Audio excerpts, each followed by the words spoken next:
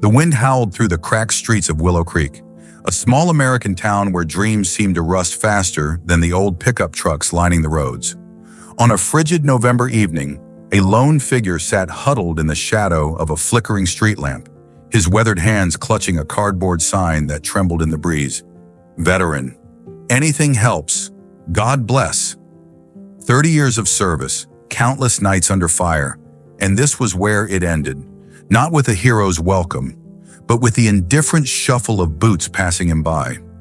What happens when the world forgets the ones who fought for it? Willow Creek wasn't much to look at.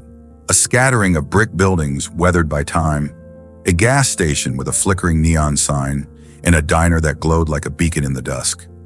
Maggie's place stood at the heart of it all, its chipped red awning flapping in the wind, the smell of frying bacon and burnt coffee spilling out into the cold.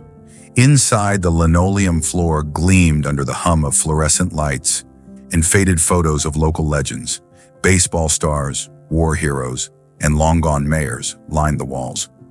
The jukebox in the corner played a scratchy rendition of Sweet Home Alabama, a song that felt more like a memory than a promise these days. It was the kind of place where folks came to escape the chill, grab a cheap meal, and swap stories about better times. Outside, the man under the street lamp shifted, pulling his threadbare coat tighter. His name was James Jim Carter, though most folks who passed him didn't bother to ask. The concrete alcove he'd claimed offered little shelter from the biting wind, but it was better than nothing. His thermos rattled in his grip, the weak coffee inside long since gone cold. His gray eyes, sharp despite the years, watched the world go by. Teenagers laughing on their way home, a businessman in a hurry, a mother tugging her kid along. Some dropped a quarter into the cracked mug at his feet. Most didn't look twice. Jim didn't mind. He'd stopped expecting much a long time ago. Inside Maggie's place, Emily Harper wiped down the counter with a rag that had seen better days. At 28, she carried the weight of too many late shifts in her tired shoulders, but her smile, warm, practiced, just a little worn, never faltered. She'd worked at the diner for 5 years, pouring coffee and flipping burgers, her dark hair pulled back in a messy ponytail. Emily was the kind of woman who remembered your order before you did, who slipped an extra biscuit to a kid whose mom looked stretched thin. She wasn't rich, wasn't famous, but she had a heart that refused to quit, even when the world tested it. Behind the grill, Maggie herself barked orders, her voice cutting through the sizzle of grease. At 60, Maggie O'Connor was a force of nature, short, stocky, with silver-streaked hair and a glare that could melt steel. She'd inherited the diner from her grandmother and ran it like a general, her apron stained with decades of stories. Maggie was proud of her place, proud of the twisted spade, a quirky omelet dish her grandma had invented with a bent spatula and a secret spice blend. It wasn't on the menu anymore. Too much hassle, she'd say, but the locals still whispered about it like it was a town treasure. Outside, Jim Carter sat in silence, a ghost in plain sight. His face, lined with the scars of war and weather, told a story few bothered to read. 3 tours in Iraq, a chest full of medals tucked away in a storage unit he couldn't afford to keep, and a life that had unraveled one thread at a time.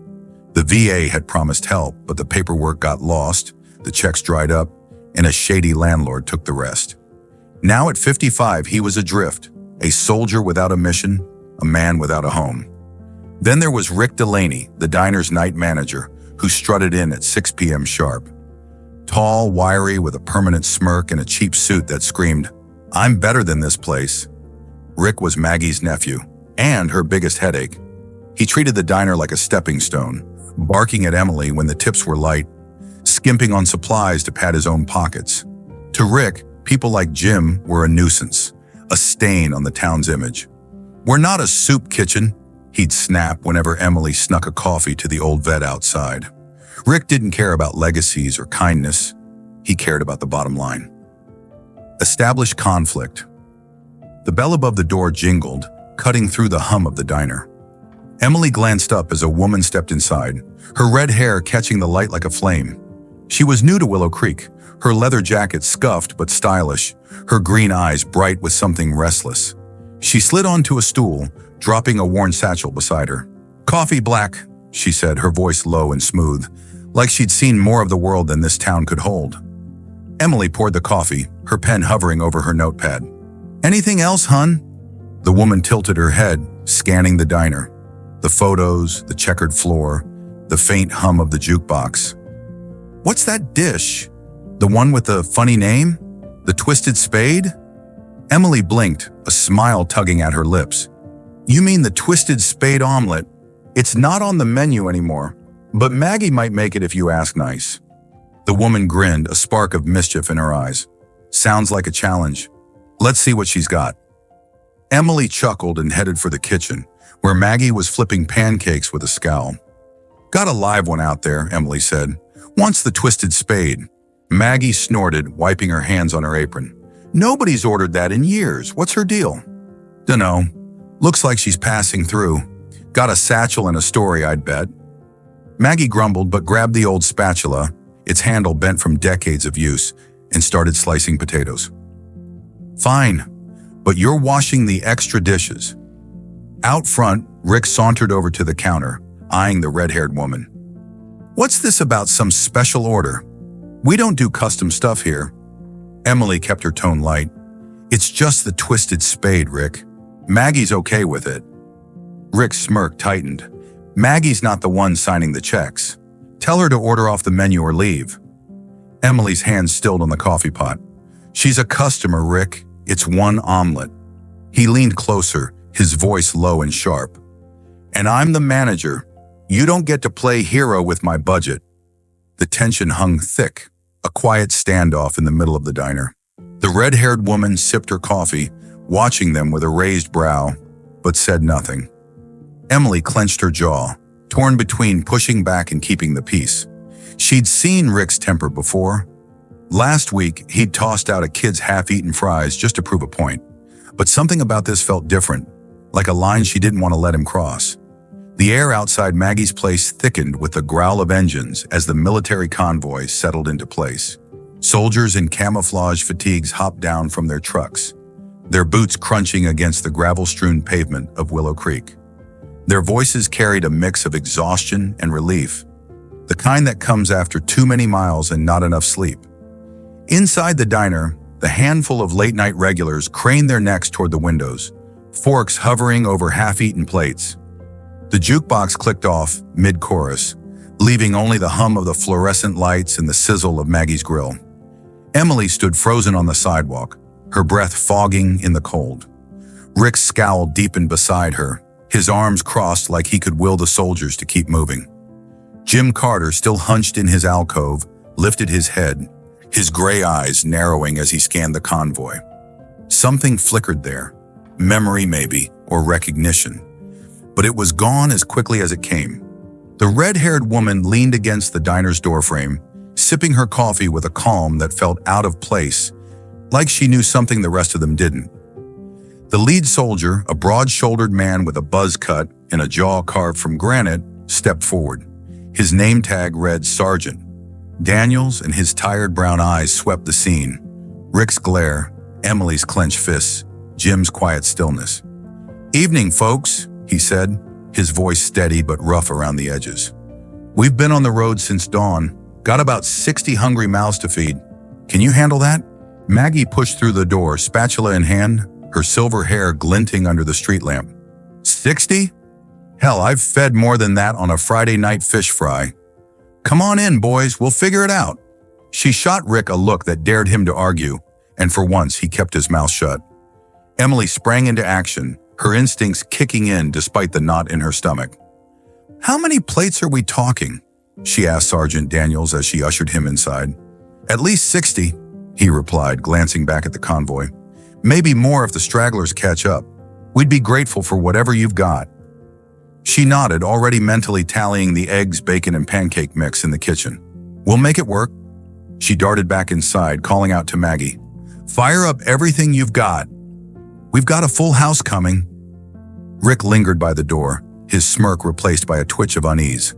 "This isn't a charity, Emily," he hissed as she brushed past him. "We can't afford to feed a damn army." "They're paying customers, Rick," she snapped, not breaking stride. Or would you rather turn away 60 soldiers and explain that to Maggie? He muttered something under his breath but didn't push it.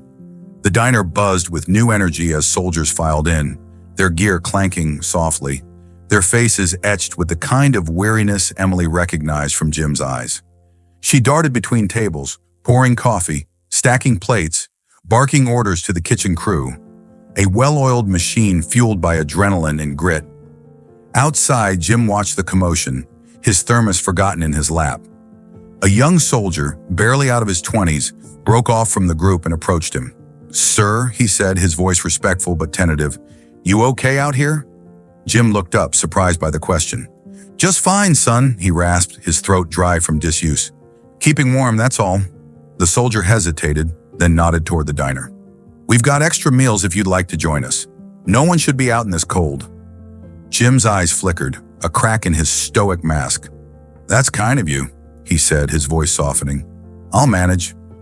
The soldier didn't press, just tipped his cap and headed inside. But the exchange hadn't gone unnoticed. Emily, catching it through the window, felt her chest tighten. She knew Jim hadn't eaten a proper meal in days. Coffee and stale biscuits didn't count. She grabbed a plate from the kitchen, piled it high with eggs, sausage, and a biscuit still steaming from the oven, and slipped outside before Rick could stop her. "Here," she said, setting the plate beside Jim, "on the house, for you and any vet who walks through that door." Jim stared at the food, then at her, his hands trembling slightly. "You don't have to." "I want to," she cut in, her voice firm but gentle. "You've earned it." He nodded, a ghost of a smile tugging at his lips, and picked up the fork. Emily lingered a moment, watching him take the first bite, then turned back to the chaos inside. Rick, however, had seen it all. He stormed over, his face a mask of fury. "What the hell, Emily? I told you, we're not a damn soup kitchen." She wheeled on him, her patience snapping like a frayed rope. "He's a veteran, Rick. He served this country while you were busy cheating on your taxes." Rick's eyes narrowed, his voice dropping to a venomous hiss. "You're done. Grab your stuff and get out." The words hit her like a punch, but before she could respond, the red-haired woman stepped forward, her coffee still in hand. "You sure about that?" she asked, her tone casual but edged with something sharp. Rick glared at her. "Mind your business, lady.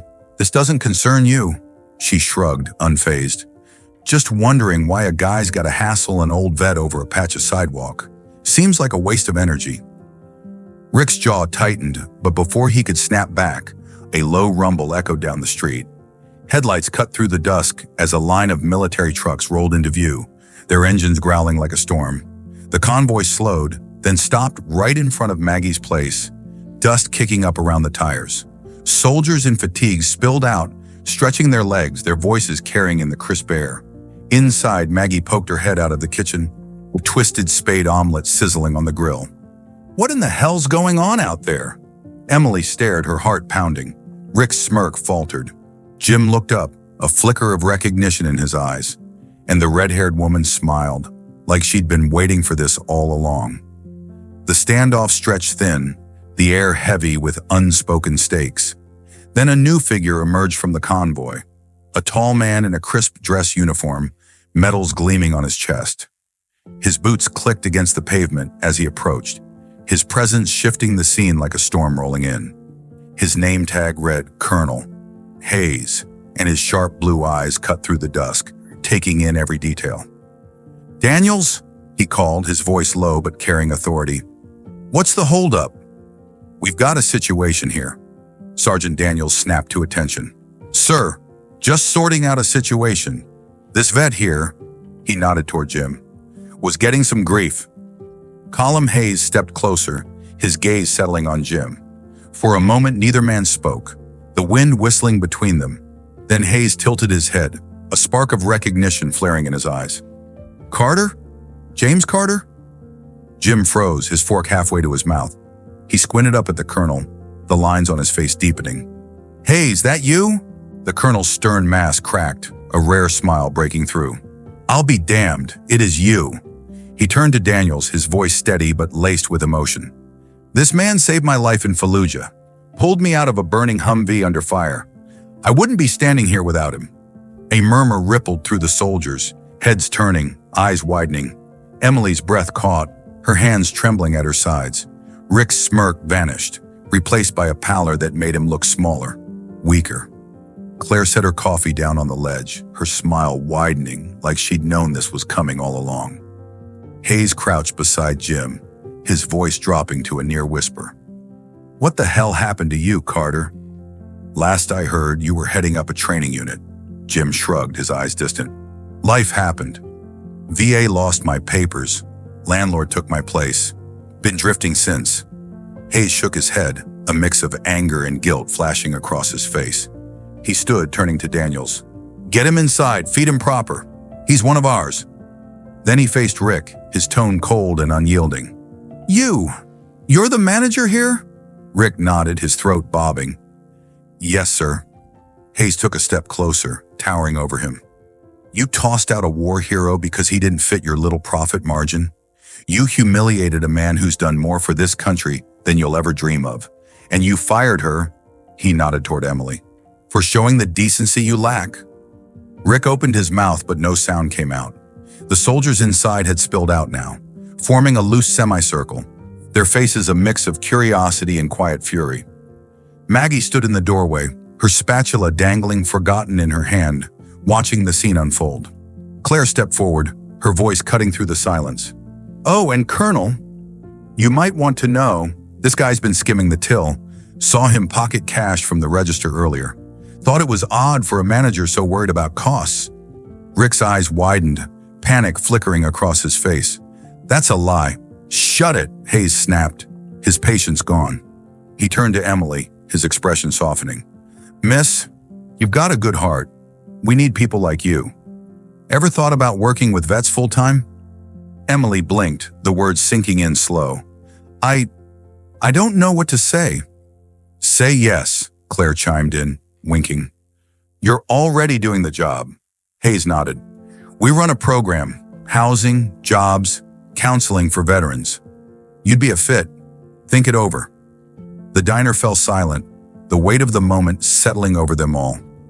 Jim set his plate down, his hands steady now, a faint spark of hope in his eyes. Emily clutched her apron, her mind racing. Rick shrank back, his authority crumbling under the stares of 60 soldiers and one very pissed-off colonel. And Maggie, still in the doorway, muttered, "Well, I'll be damned. Twisted Spades got nothing on this." The night air outside Maggie's place hung heavy with the scent of diesel and the faint tang of grease from the kitchen.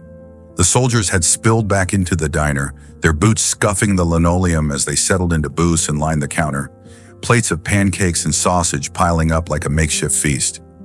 The hum of their chatter filled the space, a low rumble of camaraderie that drowned out the jukebox's scratchy tunes. Inside, the fluorescent lights cast a warm glow over the chaos, turning the chipped mugs and faded photos into something almost sacred. Emily stood near the door, her apron still twisted in her hands, Colonel Hayes's offer echoing in her ears. She glanced at Jim Carter, now seated at a table near the window, a fresh plate of food in front of him. His gray eyes met hers for a moment, and he nodded, a small, quiet gesture that carried more weight than words. Sergeant Daniels and a few other soldiers had pulled up chairs around him, their voices low as they swapped stories of dust and fire, of battles fought and brothers lost. Jim's shoulders, once hunched under the weight of years, straightened just a little, like a man remembering who he used to be. Rick Delaney hovered near the counter, his cheap suit wrinkled, his smirk long gone. The soldiers' stares followed him like shadows, and Maggie's glare from the kitchen was sharper than the bent spatula in her hand.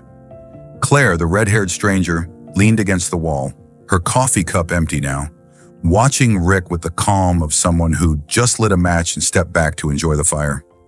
Colonel Hayes stepped closer to Emily, his dress uniform crisp despite the long day. "I meant what I said, Miss Harper," he told her, his voice steady but kind. "Our program needs people with your kind of grit. You'd be helping vets like Carter. Housing, job placement, counseling. It's not easy work, but it's good work. You in?" Emily's throat tightened, her mind spinning. She'd spent years at Maggie's, pouring coffee and scraping by, never imagining a path beyond the diner's chipped counter. Rent was due in a week, and her savings were a handful of crumpled bills in a jar under her bed. But this was something bigger, something that mattered. She thought of Jim, of the way he'd looked at that plate of food like it was a lifeline, and of all the others out there like him, forgotten by a world they'd fought for. She took a deep breath, meeting Hayes's gaze. "I'm in," she said, her voice firm despite the tremor in her chest. "I want to help." Hayes smiled, a rare crack in his stern facade. "Good. Report to the center tomorrow morning.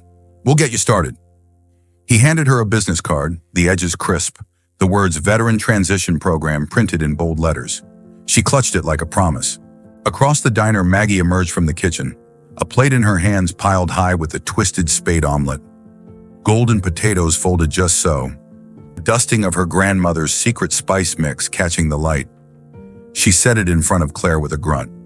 "You wanted it, you got it. Won't say I never did nothing for you."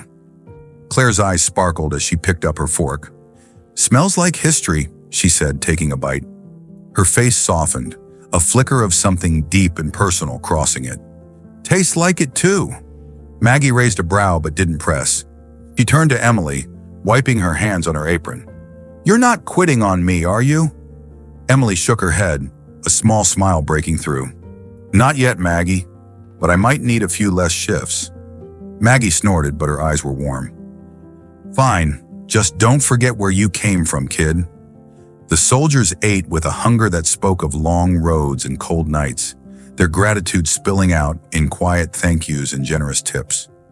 Word had spread through Willow Creek, and soon a few locals trickled in. Old Mr. Jenkins with a tray of his wife's brownies, the gas station clerk with a case of soda, a teenage girl with a shy smile and a bag of cookies. The diner became a hub of goodwill, patchwork of small acts stitching the night together. Sergeant Daniels approached Emily, a wad of cash in his hand. "Ma'am, we want to cover everyone's meal. Ours, the vets, anybody who walks in tonight." "How much do we owe?" Emily blinked, then glanced at the growing pile of plates. "You don't have to." "We want to," he cut in, his tone leaving no room for argument. "This place, it's more than just food. It's a kindness we don't see much anymore." She nodded, tallying it up in her head, then quoted a number. Daniels counted out the bills. More than enough, with a tip that made her eyes widen. "Pay it forward," he said with a grin, echoing her earlier words to Rick. "That's all we ask." As the convoy prepared to roll out, Hayes approached Jim again, crouching beside his chair. "Carter, you're coming with us. We've got a bunk at the base tonight, and tomorrow we'll sort out something permanent. You're not drifting anymore." Jim looked up, his hands steady now, the plate empty in front of him. "I don't know what to say, Hayes." "You don't have to say anything," Hayes replied. "You've said enough with what you did back then. Let us take it from here." Jim nodded, a tear slipping down his weathered cheek. He stood slow but sure and followed Hayes outside, soldiers parting for him like a guard of honor. Daniels offered him a salute, crisp and heartfelt. "Thank you, sir, for your service." "Thank you, son," Jim rasped, returning the gesture with a trembling hand. "You're good men." The convoy rumbled to life, headlights piercing the dark as they pulled away, leaving behind a quiet that settled over Willow Creek like a blanket. Emily watched them go, the business card still warm in her pocket, a flicker of hope burning in her chest. Rick slunk toward the back, his shoulders slumped, but Claire stepped into his path, her voice low and sharp. "Oh, and Rick, I wasn't kidding about the till. Might want to explain that to Maggie before she checks the books." Rick paled, muttering a curse as he disappeared into the kitchen. Maggie caught Emily's eye and smirked. "Guess I'll be needing a new manager. Know anyone?" Emily laughed, the sound light and free for the first time in months. "I might." Claire picked up her satchel, slinging it over her shoulder. "Good omelet," she said to Maggie, then turned to Emily. "Good heart, don't lose it." She reached into her bag and pulled out a small silver locket, tarnished but heavy with meaning. She set it on the counter. "For Maggie. Tell her it's from someone who remembers." With a wink, Claire slipped out into the night, the bell jingling behind her. Emily picked up the locket, her fingers tracing its edges. She flipped it open, revealing a faded photo. Two women, one older with silver hair, one younger with fiery red locks, both holding a bent spatula. The inscription on the back read, "Twisted Spade, then and always." A chill ran through her, a sudden understanding clicking into place. Claire wasn't just a drifter. She was part of Maggie's story, a thread from the past woven into this night. The sun crept over the horizon of Willow Creek, painting the sky in streaks of orange and gold. The town stirred awake. Pickup trucks rumbled down Main Street. The gas station's neon sign flickered off, and the first wisps of smoke curled from chimneys. At the edge of town, a squat brick building hummed with quiet purpose. The Veteran Transition Center wasn't much to look at. A faded sign out front, a parking lot dotted with military jeeps and civilian sedans. But inside it was a lifeline, a place where broken threads could be rewoven into something whole. Emily Harper stood outside the center, her breath fogging in the crisp morning air. She wore her warmest coat, a thrift store find with a frayed hem, and clutched Colonel Hayes's business card like a talisman. Her dark hair was pulled back, a few strands escaping to frame her tired but determined face. Diner shift had ended at midnight, and sleep had been a fleeting guest, chased away by the whirlwind of the night before. Rick's downfall, Jim's rescue, the soldier's kindness. Now here she was, stepping into a world she barely understood, driven by a spark she couldn't ignore. Inside, the lobby buzzed with quiet efficiency. A receptionist tapped at a keyboard, her smile bright as she glanced up. "You must be Emily Harper," she said, gesturing down a hall. "They're expecting you. Go right in." Emily nodded, her boots scuffing the polished floor as she walked. The walls were lined with framed photos, soldiers in uniform, some in civilian clothes, all smiling, and a row of commendations that gleamed under the fluorescent lights. A handwritten sign on a desk caught her eye. "No one left behind." It was simple, rough around the edges, but it hit her like a promise she'd always known but never named. Colonel Hayes waited in a small office, his dress uniform swapped for a practical polo shirt with the center's logo stitched on the chest. He stood as Emily entered, offering a firm handshake that steadied her nerves. "Glad you made it," he said, motioning to a chair. "Thought you might need a night to sleep on it." "Couldn't sleep if I tried," Emily admitted, settling into the seat. "Too much to think about." Hayes nodded, a flicker of understanding in his blue eyes. "That's how it starts. You'll get used to it." He leaned forward, resting his elbows on the desk. "Here's the deal. We help vets transition back to civilian life. Some need jobs, some need a roof, some just need someone to listen. Your job's outreach, connecting them to resources, being a friendly face.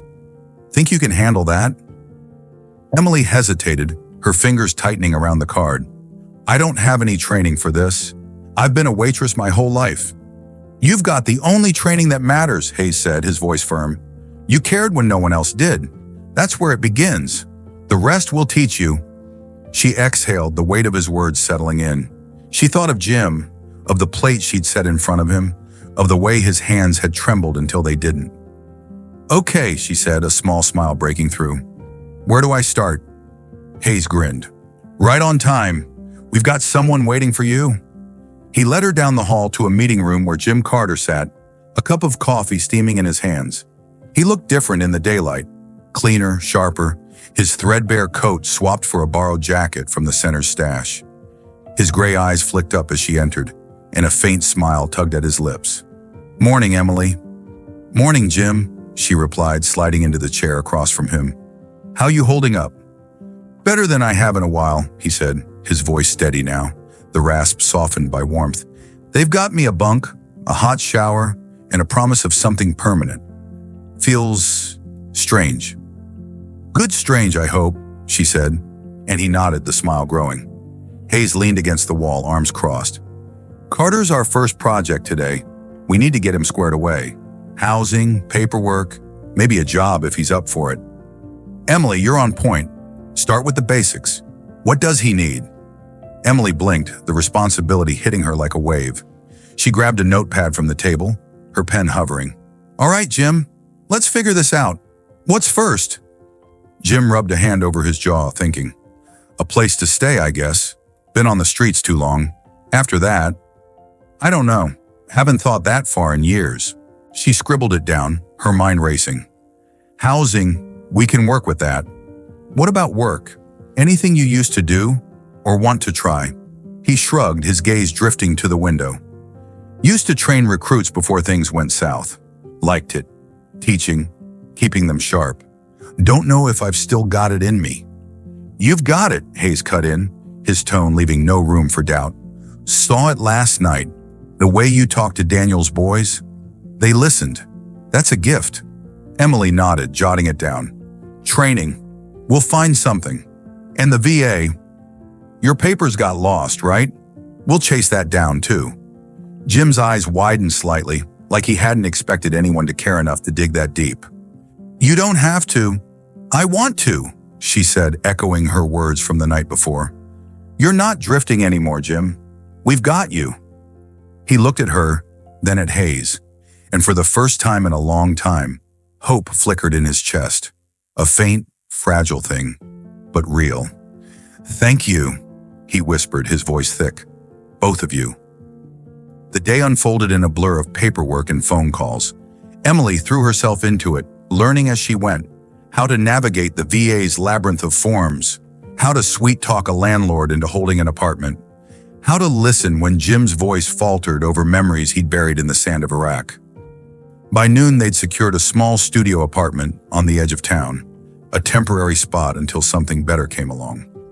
Hayes promised to pull strings for Jim's pension, and Emily found a local community college looking for a part-time instructor for their veteran outreach program. It wasn't much, but it was a start. Back at Maggie's place that evening, the diner hummed with its usual rhythm. Emily had picked up a short shift, her last for a while, she'd decided, pouring coffee and dodging Maggie's questions about her new gig. The bell jingled and Jim stepped inside, his borrowed jacket swapped for a clean shirt and a pair of jeans that actually fit. He slid onto a stool, looking almost out of place without the cardboard sign at his feet. Look at you, Emily said, sliding a mug of coffee his way. Practically a new man. Feels that way, he admitted, wrapping his hands around the mug. Got a roof over my head tonight. First time in months. Maggie poked her head out of the kitchen, eyeing him. Well, don't get too comfortable.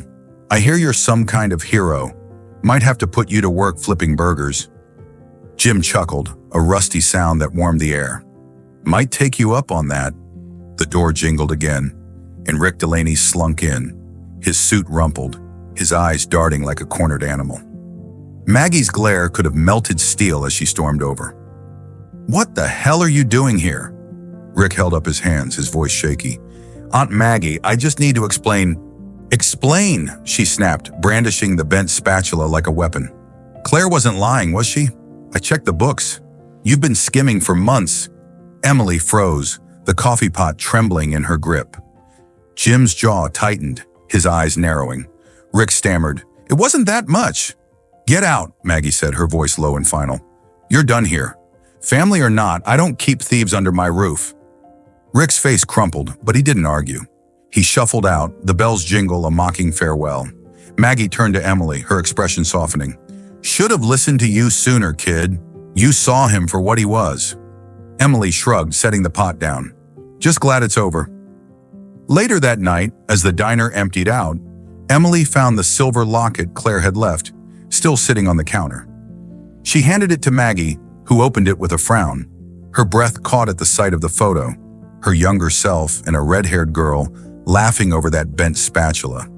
That's my cousin Lily, Maggie whispered, her voice trembling. She passed years ago. Used to help Grandma make the twisted spade. Said it'd keep us connected, no matter what. Emily's chest tightened. Claire, she must have been her daughter? Maggie nodded, tears glinting in her eyes. Explains the hair and the locket. She came back to remind me, didn't she? Yeah, Emily said softly. Some things don't fade. Maggie closed the locket, clutching it to her chest. You're a good one, Emily. Don't let this world change that. Weeks later, Emily sat in her tiny office at the center, a stack of files on her desk. She'd traded late-night shifts for early mornings, diner grease for paperwork, but every day felt like a step forward. Jim had started at the college, mentoring young vets with a quiet strength that surprised even him. His apartment was small, but it was his, a place to call home. The VA had finally coughed up his pension thanks to Hayes's relentless calls, and the shadows under his eyes were fading. One afternoon, Jim tapped on her door, a folded napkin in his hand. "Kept this," he said, handing it to her. She unfolded it, a receipt from that first night, the meal she'd slipped him when Rick wasn't looking. "Thought I was invisible till you came along." Emily's throat tightened, a tear slipping free. "You were never invisible, Jim. Just needed someone to see you." He smiled, clapping her shoulder. "You did, and now I'm paying it forward." Emily locked up that evening, stepping into the cool dusk. The horizon glowed with the last rays of sunlight, stretching across Willow Creek like a second chance. She'd spent years thinking she was just another face in the crowd, a waitress scraping by. Now she was part of something bigger, a chain of kindness that linked Jim to Hayes, Claire to Maggie, and her to them all. One small act had changed everything, proving that courage wasn't just in the medals Jim wore or the battles he'd fought. It was in the choice to care, to fight for the forgotten, to build something lasting. As she walked home, Emily pulled out her phone, typing a message to Hayes. "Thanks for believing in me." His reply came quick. "We don't leave good people behind." She smiled, pocketing the phone. If this story stirred something in you, if it made you think about the Jims in your life, the small acts that could light their way, don't let it end here. Share it, live it, be the spark. Subscribe for more tales of grit and grace, because kindness isn't just a moment, it's a movement. Let's keep it going.